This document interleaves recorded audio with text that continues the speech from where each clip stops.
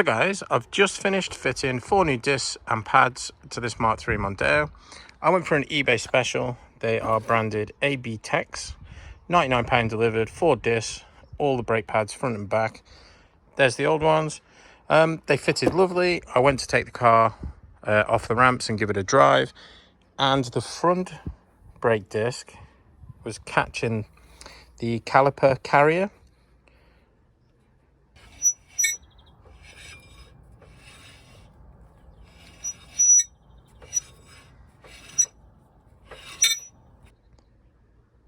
So I nipped into town and I picked up just one brake disc. The guy in the shop was like, "You want just one?"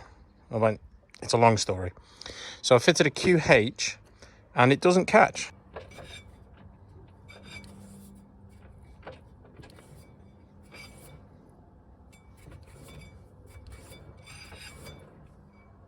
So this disc has some sort of manufacturing issue with it. I've measured it, it's 24 mil on the vernier caliper. That one was 24 mil as well. So it's not that. I think it's slightly warped. Yeah, never had that before.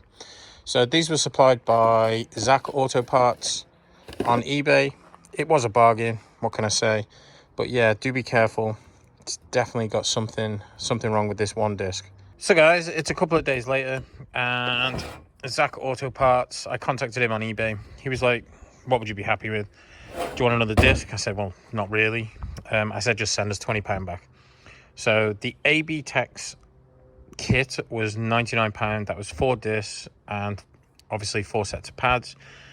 The QH disc was £43.